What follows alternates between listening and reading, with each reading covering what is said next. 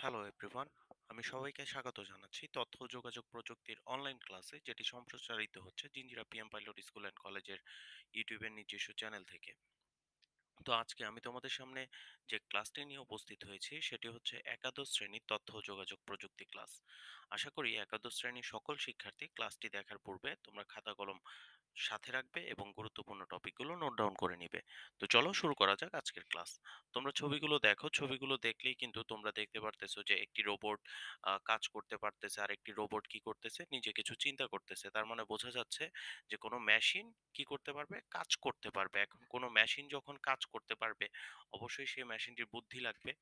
তো আজকের পাঠের বিষয় হচ্ছে কৃত্রিম বুদ্ধিমত্তা। তো চলো আজকে আমরা কি কি শিখবো এবং তোমরা কি কি বলতে পারবে সেই টপিকস গুলো প্রথমে দেখে নেই। তোমরা প্রথমে আজকের পাঠটি শেষ করার পরে বা স্লাইড প্রেজেন্টেশনটি দেখার পরে বলতে পারবে কৃত্রিম বুদ্ধিমত্তা কি তা। কৃত্রিম বুদ্ধিমত্তার প্রকারভেদ সম্পর্কে তোমরা আলোচনা করতে পারবে। কৃত্রিম বুদ্ধিমত্তার আলোকে এলাকাসমূহকে ব্যাখ্যা করতে পারবে। মানব বুদ্ধিমত্তা এবং কৃত্রিম বুদ্ধিমত্তার মধ্যে পার্থক্য বিশ্লেষণ করতে পারবে। তো চলো শুরু করা যাক। দেখো, কৃত্রিম বুদ্ধিমত্তাটা আসলে কি? কৃত্রিম বুদ্ধিমত্তা বলতে আমরা বুঝি যে আমাদের যে মানুষের জ্ঞানটা আছে সেটা আমরা মেশিনের মাধ্যমে বা মেশিনে রূপান্তরিত করে সে মেশিন দিয়ে সে কাজগুলোকে করে নিব, বা মেশিনটাকে কাজ উপযোগী করে নিব যে সে একটা মানুষের ন্যায় কাজ করতে পারবে, যেমন রোবট। তো চলো আমরা দেখি যে ইন্টেলিজেন্সি বা আর্টিফিশিয়াল ইন্টেলিজেন্সিটা কি। ইন্টেলিজেন্সি বা বুদ্ধিমত্তা শব্দটি হলো কতগুলো বিশেষ গুণের সমষ্টিগত রূপ, যেমন কোনো নির্দিষ্ট বিষয় সম্পর্কে ধারণা করতে পারে। যেমন এক নম্বরে হচ্ছে সিদ্ধান্ত নেওয়ার ক্ষমতা, যে তোমার সিদ্ধান্ত নেওয়ার ক্ষমতা থাকতে হবে। দুই নম্বরে হচ্ছে সমস্যা সমাধানের সক্ষমতা, অভিজ্ঞতা থেকে শিক্ষা নেওয়া ইত্যাদি। এগুলোকে বলা হয় বুদ্ধিমত্তার অংশ। তারপরে দেখো বুদ্ধিমত্তাটা কি। যে কোনো বিষয় সম্পর্কে জ্ঞান অর্জন করতে পারা এবং অর্জিত জ্ঞানকে কাজে লাগাতে পারা, নতুন অবস্থার পরিপ্রেক্ষিতে দ্রুত এবং সফলভাবে সাড়া দেওয়া এবং ভাষা বুঝতে পারার ক্ষমতা, এগুলোকেই বলা হচ্ছে বুদ্ধিমত্তা। এই বুদ্ধিমত্তা বা ইন্টেলিজেন্সি এর আগে আর্টিফিশিয়াল শব্দটি তখনই বসানো যায় যখন এই গুণগুলোকে কোনো সিস্টেমের মাঝে সিমুলেট করা হয়। তোমাদের একটু আগেই আমি বলেছি কথাটা, যে আমাদের মানুষের যে জ্ঞানটা আছে সেটা আমরা যে কোনো মেশিনারিজের মাধ্যমে বা যে কোনো একটা সিস্টেমের মাধ্যমে রূপান্তর করব বা প্রকাশ করব, দ্যাট মিন্স সিমুলেট করব। তো দেখো, সুতরাং মানুষের চিন্তা ভাবনা অথবা বুদ্ধিমত্তার পদ্ধতিটিকে কৃত্রিম উপায়ে প্রযুক্তি নির্ভর যন্ত্র বা কম্পিউটারের মাধ্যমে বাস্তবায়ন করাটি হলো আর্টিফিশিয়াল ইন্টেলিজেন্সি বা কৃত্রিম বুদ্ধিমত্তা। তো তোমরা অবশ্যই একটু নোট ডাউন করে নিবে যে কৃত্রিম বুদ্ধিমত্তার সংজ্ঞাটি কি। মানুষের চিন্তা ভাবনা অথবা বুদ্ধিমত্তার পদ্ধতিটাকে কৃত্রিম উপায়ে প্রযুক্তি নির্ভর যন্ত্র বা কম্পিউটারের মাধ্যমে বাস্তবায়ন করাটাই হলো কি আর্টিফিশিয়াল ইন্টেলিজেন্সি বা কৃত্রিম বুদ্ধিমত্তা। আর্টিফিশিয়াল ইন্টেলিজেন্সের লক্ষ্য হচ্ছে কম্পিউটার বা মেশিনকে মানুষের মতো জ্ঞান দান করা, মানুষের মতো চিন্তা করার ক্ষমতা দান করা ইত্যাদি। এগুলো হচ্ছে আর্টিফিশিয়াল ইন্টেলিজেন্সির কাজ। বুদ্ধিমান প্রোগ্রাম তৈরি করার জন্য প্রধান যে বিষয়টি দরকার তা হচ্ছে, এক নম্বরে হচ্ছে নলেজ রিপ্রেজেন্টেশন এবং রি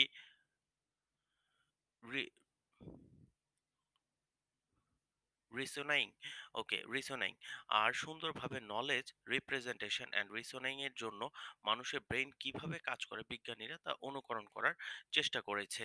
যে এই জায়গা থেকে আসলে কথাটা একটু জটিল ভাবে মনে হচ্ছে, যে আমাদের যে নলেজটা আছে, আমাদের মানুষের নলেজটাকে আমরা রিপ্রেজেন্ট করব এবং রিসেনশন করব। রিসেনশন কথার মানে হচ্ছে যে আহ আমার যে বুদ্ধিমত্তাটা আছে সেটাকে অ্যানালাইজ করব, ভেরিফাইড করব, এভুলেট করব, তারপর কম্পেয়ার করব, স্ট্যাটিক এর মাধ্যমে আমরা একটা পরিসংখ্যান করে একটা মেথডে গিয়ে আমরা একটা নির্দিষ্ট ডেটা বেসকে প্রকাশ করতে পারবো।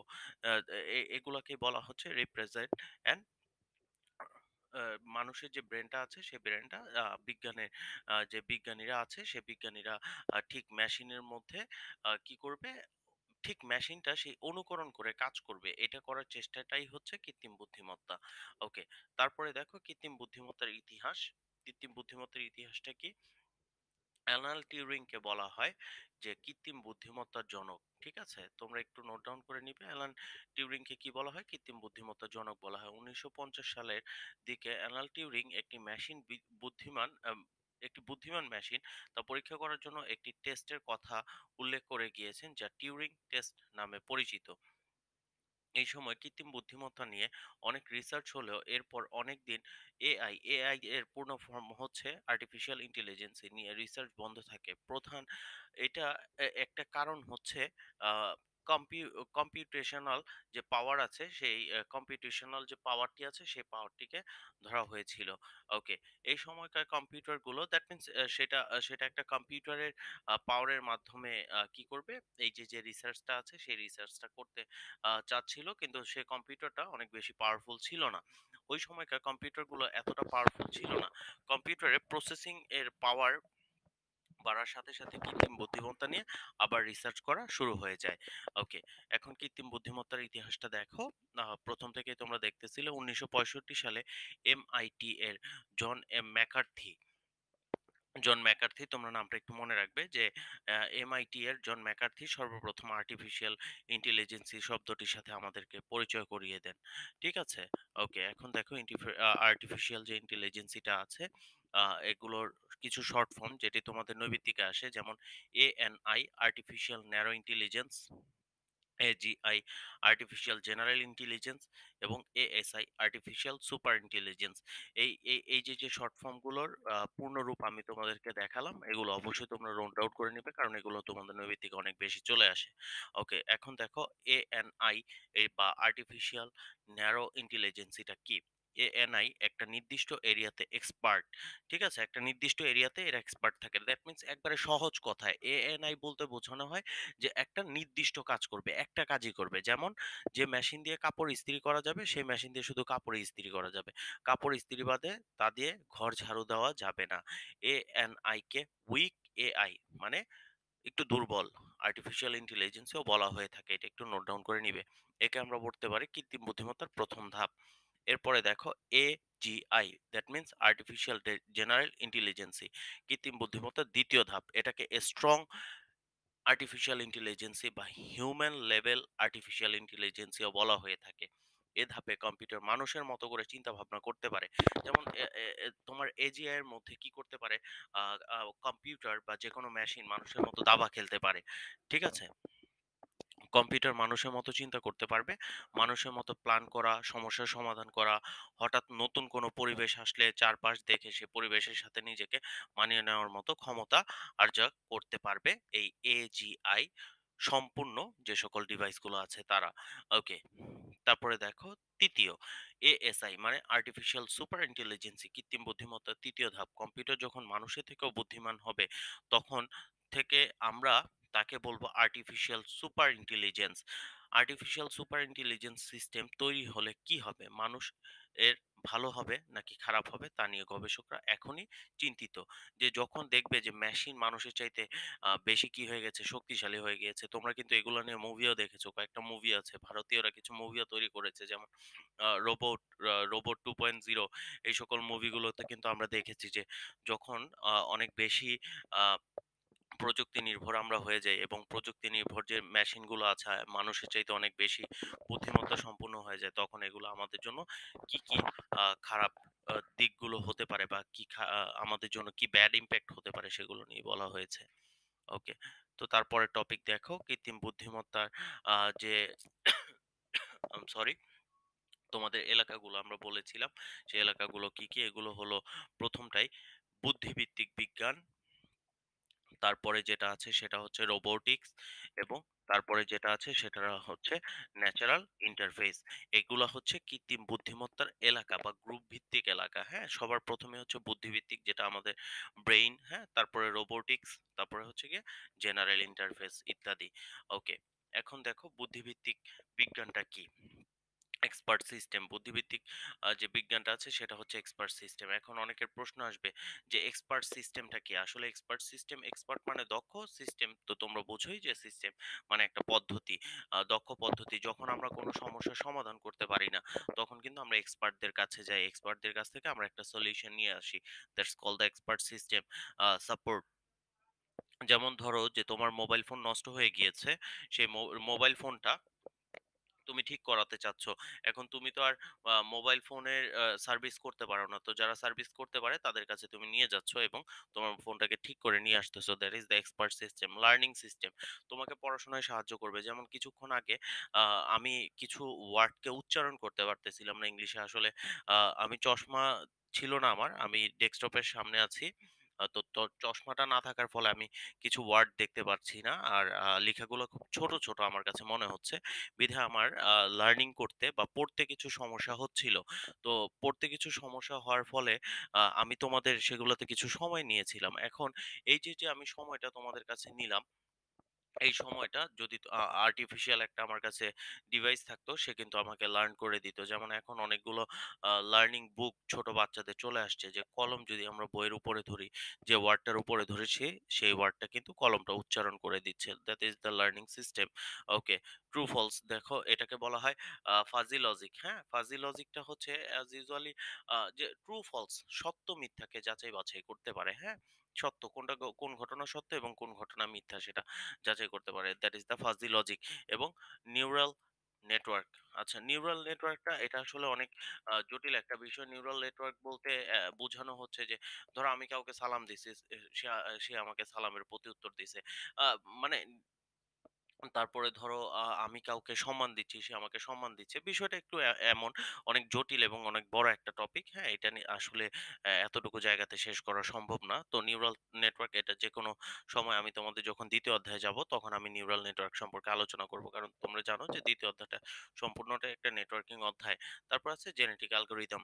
জেনেটিক অ্যালগরিদম বলতে আমরা অ্যাজ ইউজুয়াল যে ডিএনএ এবং জিন নিয়ে কাজ করা হয়, এইসব জিনিসগুলোকে আমরা অ্যালগরিদম আকারে বর্ণনা করতে পারবো। হ্যাঁ? তারপরে হচ্ছে ইন্টেলিজেন্ট এজেন্ট।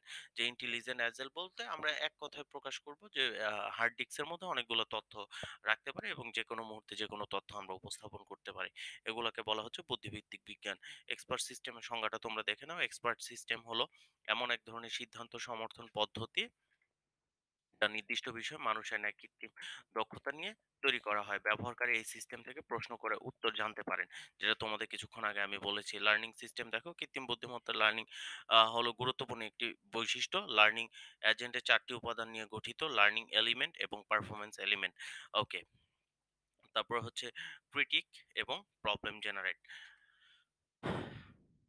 ফাজিলজি ফাজিলজি হলো এক ধরনের লজিক যা সাধারণ সত্য এবং মিথ্যার মানগুলো যাচাই করতে পারে বা বেশি এগুলো মানগুলোর চাইতেও বেশি কিছু শনাক্তকরণ করতে পারে।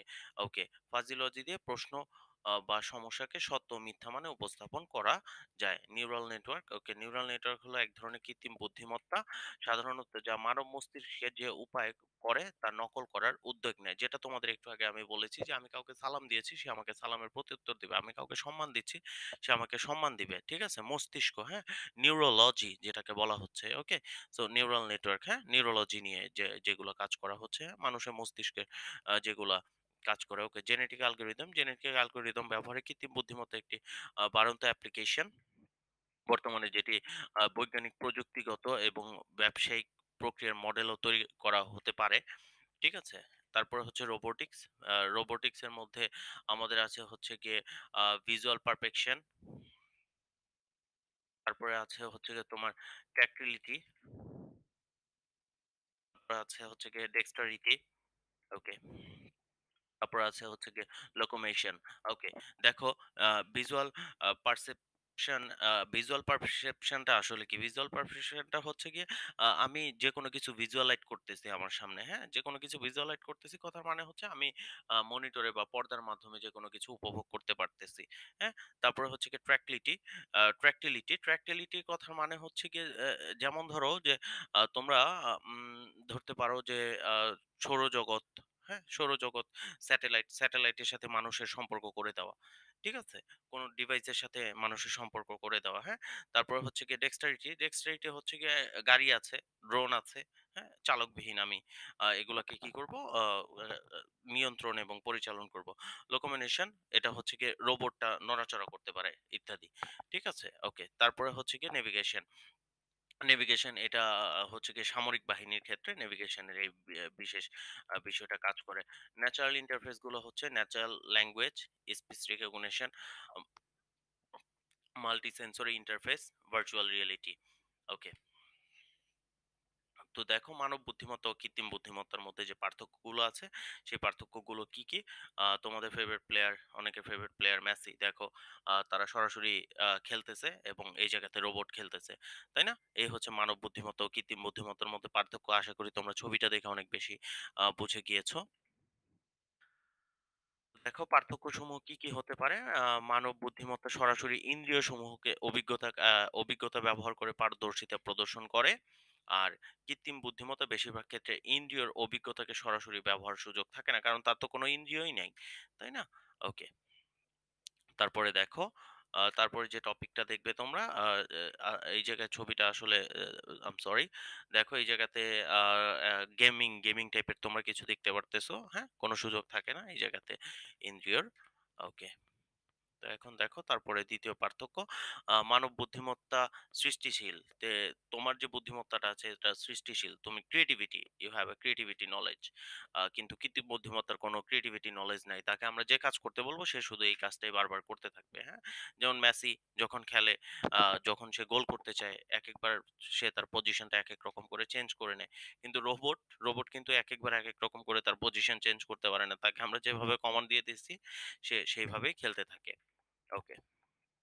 তারপরে দেখো ৩য় নাম্বার যে পার্থক্য, মানব বুদ্ধিমত্তা প্রকৃতিগতভাবে প্রাপ্ত। আমরা জন্মের পর থেকেই কি ধীরে ধীরে জ্ঞান লাভ করতে থাকি এবং এই জ্ঞানই এক পর্যায়ে আমাদের বুদ্ধিমত্তা বা বুদ্ধি হিসাবে কি হয় প্রকাশ পায়। আর কৃত্রিম বুদ্ধিমত্তা, আমরা মানুষ যখন কোনো মেশিনের মধ্যে আমাদের বুদ্ধিমত্তাটাকে ইনপুট করি, তখনই কিন্তু সে বুদ্ধি পায়। এটার জন্য বলা হচ্ছে কৃত্রিম বুদ্ধিমত্তা মানুষের দ্বারা কৃত্রিম উপায়ে প্রাপ্ত। ওকে। দেখো যে এই জায়গাতে একটা ছেলে কি করতেছে? দাবা খেলতেছে রোবটের সাথে। আর এই জায়গাতে আমরা দেখতেছি আর্টিফিশিয়াল ইন্টেলিজেন্সি একটা ট্রান্সফর্মার মুভির আমরা সিকোয়েন্স এই জায়গাতে দেখতে পারি, হ্যাঁ? ওকে। তারপরে দেখো ৪র্থ নাম্বার, মানব বুদ্ধিমত্তা ক্রমেই বিকশিত হতে পারে। যে মানুষ যত বেশি আমরা আমাদের বুদ্ধিটাকে কাজে লাগাবো তত বুদ্ধি আমাদের বিকশিত হবে। মানব বুদ্ধিমত্তা লিখে রাখা সম্ভব না। তুমি তোমার বুদ্ধিগুলো লিখে রাখতে পারবে না। কৃত্রিম বুদ্ধিমত্তা স্বাভাবিকভাবে বিকাশে কোনো সুযোগ নাই এবং কৃত্রিম বুদ্ধিমত্তা কোড আকারে লিখে রাখা সম্ভব। ঠিক আছে? যেমন বিল গেটস, হ্যাঁ? তাই না? ওকে। আ তারপরে এই জায়গাতে একটা রোবট, হ্যাঁ? ওকে। তো আশা করি তোমরা আজকে ক্লাসটি বুঝতে পেরেছো। তারপরে যদি কোনো সমস্যা থাকে অবশ্যই আমাকে কমেন্ট বক্সে জানাও। এখন তোমাদের যে কাজটি আছে তোমরা অবশ্যই আমাকে কমেন্ট বক্সে জানাবে। মানুষের চিন্তা চেতনাটাকে যন্ত্রের মাধ্যমে প্রকাশ করার প্রযুক্তি কি? ক নম্বরে হচ্ছে বায়োমেট্রিক্স, খ নম্বরে বায়ো ইনফরমেটিক্স, গ নম্বরে কৃত্রিম বুদ্ধিমত্তা, গ নম্বরে হচ্ছে ভার্চুয়াল রিয়েলিটি। তোমাদের দলীয় কাজ তো সম্ভব না। তারপরেও তোমরা একাই করবে। কৃত্রিম বুদ্ধিমত্তার বিপক্ষে আ যুক্তিগুলো দাও এবং আ পক্ষে যুক্তিগুলো দাও। খ দল এবং গ দলের যে ক এবং খ দলের যে কাজগুলো আছে তোমরা একাই নিজেরা করে ফেলবে। কৃত্রিম বুদ্ধিমত্তার পক্ষে যুক্তি দিবে এবং কৃত্রিম বুদ্ধিমত্তার বিপক্ষে যুক্তি দিবে। ওকে। তো আশা করি আজকে তোমাদের যদি আমি এখন কোয়েশ্চেন করি তোমরা অবশ্যই আমাকে বলতে পারবে যে কৃত্রিম বুদ্ধিমত্তাটা কি? কৃত্রিম বুদ্ধিমত্তার জনক কে? কৃত্রিম বুদ্ধিমত্তার শ্রেণী বিশ্লেষণ করো। আ ইত্যাদি তোমরা এই প্রশ্নগুলোর উত্তর খুব সহজেই দিতে পারবে। তো যেহেতু ক্লাস আমরা সরাসরি করছি না, আ তো আমার এগুলো জিজ্ঞেস করার সুযোগও নেই। তারপরেও আমি তোমাদেরকে প্রশ্নগুলো দিয়ে রাখলাম। তোমরা খাতায় লিখে রাখবে। এগুলো আমরা যখন সরাসরি ক্লাস নিব, সেই ক্লাসে আমরা অবশ্যই তোমাদেরকে এগুলো চেক করে দিব ইনশাআল্লাহ। তো আজকে তোমাদের বাড়ির কাজ থাকবে কৃত্রিম বুদ্ধিমত্তার যে প্রয়োগটা আছে সেটা বাসায় লিখে রাখবে। আমরা ইনশাআল্লাহ লকডাউনের পরে যখন আমাদের ক্লাসগুলো আ কি আ শুরু হয়ে যাবে ইনশাআল্লাহ, তখন আমরা এগুলো চেক করে নিব। তো আজকে যে ক্লাসটি আছে এই ক্লাসটি উপভোগ করার জন্য সবাইকে অসংখ্য ধন্যবাদ। আশা করি তোমরা ক্লাসটি বুঝতে পেরেছো। তারপরেও যদি কোনো সমস্যা থাকে অবশ্যই আমাকে কমেন্ট বক্সে জানাও, আমাকে মেসেজ করো। আ যেকোনো মাধ্যমে এই সমস্যা যেগুলো থাকবে সেগুলো অবশ্যই সমাধান করে নিবে। বাসায় অনেক বেশি পড়াশোনা করো। আ তারপরে হচ্ছে তোমাদের এই করোনার যে ২য় ঢেউ বা ২য় স্টেপে আমরা আছি, এই অবস্থাতে তোমরা অবশ্যই স্বাস্থ্যবিধি মেনে চলো। শীতের মৌসুম চলতেছে। সবাই সেফে থাকো। পরিবারের সবাইকে নিয়ে নিরাপদে থাকো। এই কামনায় আজকের ক্লাস শেষ করছি। সবাইকে অসংখ্য ধন্যবাদ। আসসালামু আলাইকুম।